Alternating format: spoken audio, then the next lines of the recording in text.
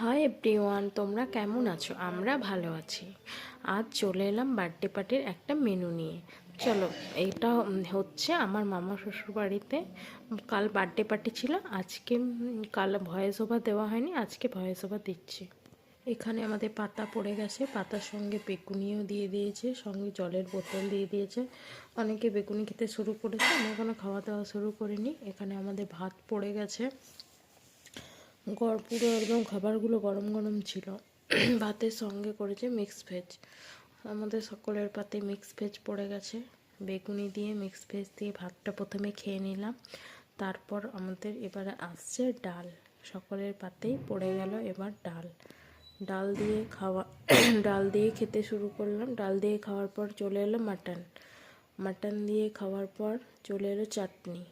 চাটনির পর চলে এলো পাঁপড়। পাঁপড়ের পর আছে রসগোল্লা। সবাই পুরো খাওয়া খাওয়া হয়ে গেল। প্রত্যেকটা খাবার খুব গরম ছিল এবং খুব ভালো ছিল।